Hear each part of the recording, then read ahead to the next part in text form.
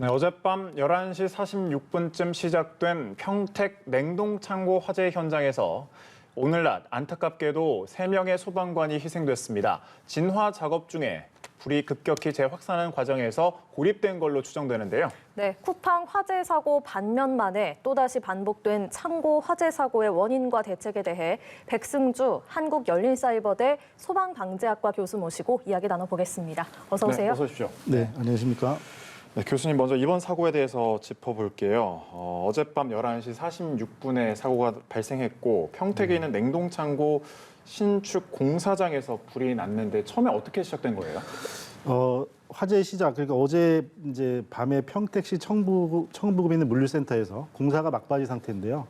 11시 46분에 처음 화재 신고가 접수가 됐습니다. 네. 그래서 소방대가 도착해서 진압을 시작한 건 자정경이니까 거의 바로 대응이 됐는데요. 네. 화재 원인에 대해서는 아직 사실은 그 원인 자체에 대한 조사는 이루어지지 않고 있습니다. 예측되는 부분은 현장에 가연물이 아주 상당히 많이 쌓여 있는 막바지 상태였고, 네.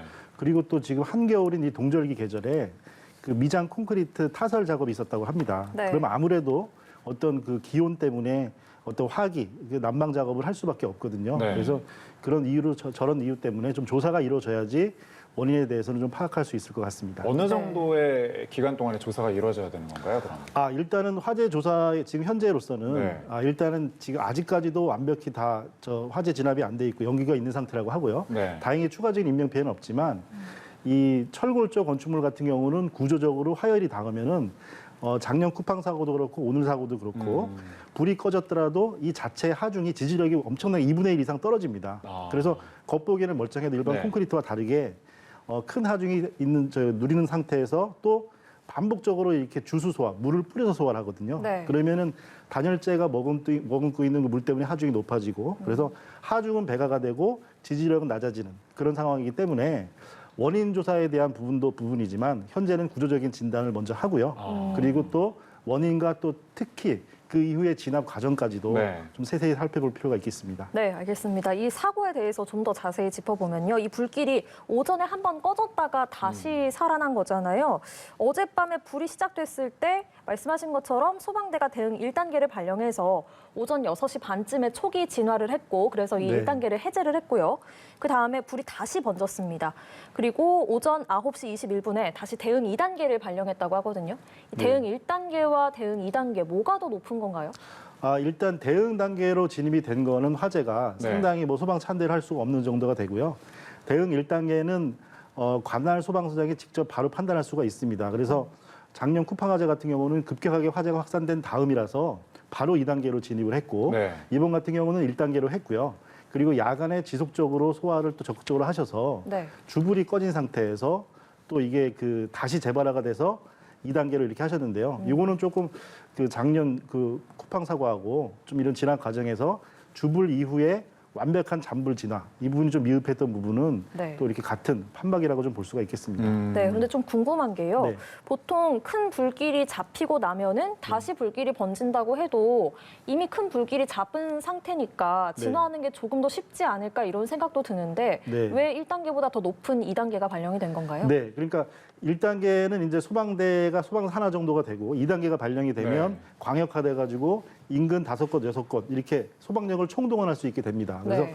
3단계까지 3단계까지 가기는 어마어마한 사례고 예를 들어 2019년에 고성 산불처럼 네. 이렇게 하는 거고요. 네. 2단계만 돼도 이 건축물 하나로서는 가장 그 강력한 소화 대책이라고 볼 수 있습니다. 그런데 이제 말씀하신 이 반복되는 그 똑같은 양상이거든요. 주불 진화 이후에 잔불이 꺼진다는 부분은 이 간단한 원리로 보면 불이 숨어 있을 수 있는 공간이 있습니다. 그래서 샌드위치 패널이 되게 되면요.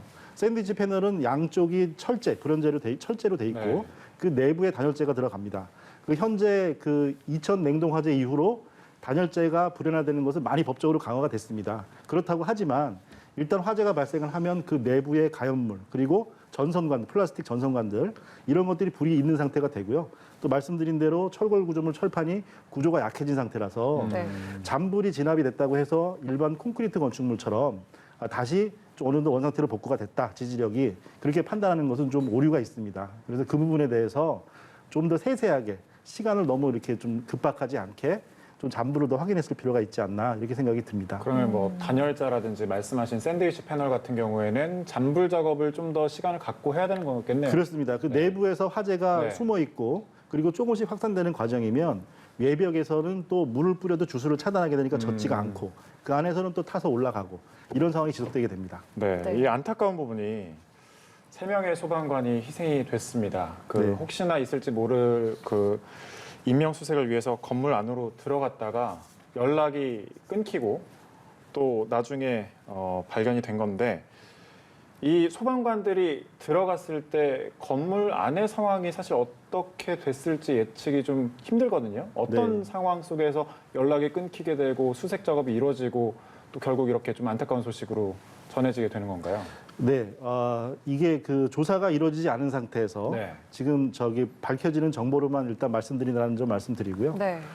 시간으로 보면은 지금 9시 21분경에 대응 2단계를 발령을 했고 네. 9시 10분 직전 8분경에 이제 소방대가 잔불 때문에 진입을 했습니다. 네. 그래서 화재가 이렇게 갑자기 올라오는 상황에서 마지막 교신이 30분에서 40분 사이, 그러니까 진입하시고 30분경 있다가까지 내부에 고립이 되셨다는 얘기고요. 진입한 직후에 약 10분, 12분 후에 화재가 급격히 1층에서 올라가서 그 화열과 연기에 고립됐다고 예상해 볼 수가 있겠습니다. 그래서 공기호흡기는 네. 보통 이제 50분을 표준으로 하는데요. 네. 이게 50분이라는 거는 그 일반적인 사용 시간이고 진압대분들처럼 이렇게 과격하게 격렬히 활동을 하시면 그 시간은 줄어들게 됩니다. 그리고 거기다가 이제 또 잔여량이 10% 정도로 줄어들게 되면 이 경고 울리게 돼 있는데 네. 그 시간 사이에 고립되는 바람에 미처 그 들어간 경로로 빠져나오시지 못한 것이 아닌가 이렇게 좀 추측해 보고 싶게 네, 되겠습니다. 지금 그 말씀하신 공기호흡기라고 하는 부분이 네. 현실적으로 어쨌든 소방관들이 메고 들어가는 부분이잖아요. 그러면 이 용량이라고 하는 부분이 뭐 말씀에 따라서 좀 줄어들거나 어쨌든 좀 줄어들 수 있는 부분이잖아요. 그렇습니다. 네네. 50분이 최대인 거예요. 지금 나온 것 중에서는. 네, 그 네. 공기는 이제 공기 자체를 압축을 해서 보관을 하는 거기 때문에 얼마나 높은 압력으로 많이 저장하는 부분인데 현재 30분에 그치던 것을 50분으로 확장한 상태입니다. 네. 근데 이건 상대적으로 보면요. 이 현장이 엄청나게 방대한 물류창고라는 부분을 좀 이렇게 보셔야 됩니다. 그래서 일반적인 건축물 같은 경우는 공기호흡기가 무겁다면 네. 오히려 더 진압에 장애가 되거든요. 그래서 40분, 50분 동안 고립되거나 하는 게 예상할 수가 없는데 벌써 작년 사고에서 당장 볼 수 있는 것처럼 넓은 물류창고에서는 작년에 그 김동식 구조대장님께서는 구조대장님께서는 진입하신 지 50m 안에서 미처 나오시지 못하고 이렇게 네. 발견이 됐는데요. 오늘 같은 경우처럼 넓은 공간에서는 이게 별도의 진압 작전을 수립하고 장비가 특수 장비가 돼야 되지 않나 이렇게 생각해 볼 수가 있습니다. 또 다른 특수 장비가 있는 건가요? 아니면 이거에 의존을 온전히 해야 되는 건가요?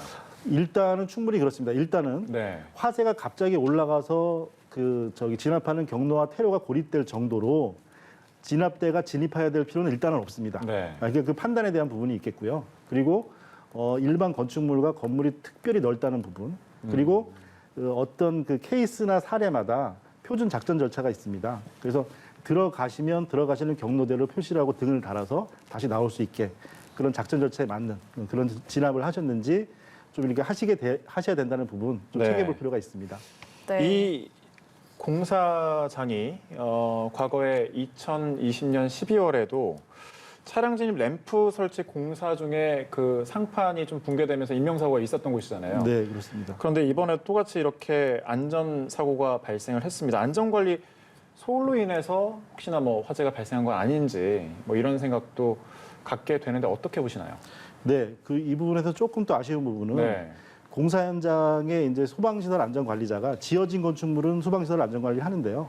공사 현장에 안전관리자를 의무적으로 배치하는 제도가 올해부터 또 시행입니다. 올해 말부터. 그래서 아직 시행을 앞두고 있었고요.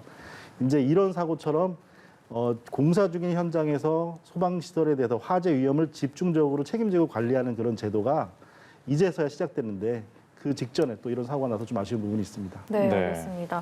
이번에도 공사장에 보면은 뭐 말씀하신 것처럼 보온재나 또 네. 가스통 이런 좀 화재가 발생하면 굉장히 위험할 수 있는 물질들이 좀 많았잖아요. 그렇죠. 이런 공사장 같은 경우에는 불이 한 번 나면은 대형 화재로 이렇게 번질 수 있는 만큼 네. 좀 관련한 법 규정 같은 게 안전과 관련한 그런 게 있을 것 같은데 어떻습니까, 현실은?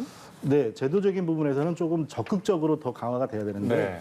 최근에 공사장 임시 소방시설이 의무화가 됐습니다. 네. 그리고 1년 넘게 전부터 과태료를 부과하면서까지 이렇게 단속을 하고 있는데요. 공사 현장에서 화재가 났을 때 끌 수 있는 소화전 그리고 피난할 수 있는 유도선 같은 것들을 설치하도록 하고 있는데 이제 법이라는 거는 최저 기준이거든요. 이런 물류센터 같은 경우는 그 이상의 기준을 적극적으로 갖추고 관리를 했어야 하는데 네. 인적인 제도나 시설적인 부분이 미비했지 않나 좀 그런 부분이 있습니다. 네, 알겠습니다. 또 이번 사고로 희생된 소방관들에 대해서요. 문재인 대통령도 그렇고 또 대선 후보들도 일제히 한 목소리를 냈습니다. 소방관의 안전을 국가가 책임져야 한다. 또 헌신에 걸맞는 보호 대책이 필요하다. 이렇게 한 목소리를 냈는데 교수님께서는 현재 소방관들의 안전에 대한 그 국가의 보상 어떻게 보십니까? 네.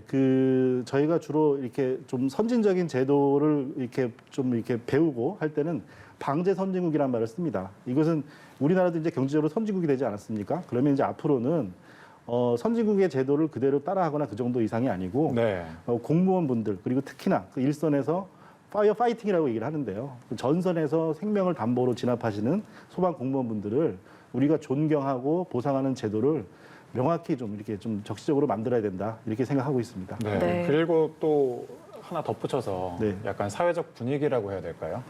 소방관들에게 이런 사고라든지 여러 가지가 발생했을 때 너무 좀 희생만 강요하는 그런 분위기로 흘러들어가는 건 아닌지 네. 그런 목소리도 있거든요. 여기에 네, 대한 네, 네. 교수님의 뭐 의견이라든지 생각이 있으시다면 네, 말씀 좀 이렇게 부탁드릴게요. 정확히 짚어주시는 네. 말씀이라고 생각을 하는데요. 제천 화재에서도 이렇게 그 진압대장님을 이렇게 약간 좀 이렇게 추궁하시는 듯한 그런 일이 있었는데 불을 쉽게 얘기하면 불을 발생시킨 부분이 문제입니다. 네. 네. 그래서 불을 끄기 위해서 진압하시다가 이렇게 희생되시고 이런 숭고한 정신에 대해서는 물론 과정적인 잘못된 건 짚어보고 개선하고 해야 되겠죠. 근데 분명히 처벌하고 관리하고 더 질책해야 되는 대상은 네. 불을 내고 평소에 관리를 제대로 하지 않았던 그렇죠. 그런 부분에 있지 않나 이렇게 생각합니다. 네, 알겠습니다. 오늘 여기까지 들어보겠습니다. 지금까지 백승주 한국열린사이버대 소방방재학과 교수와 함께했습니다. 네. 고맙습니다. 고맙습니다. 감사합니다.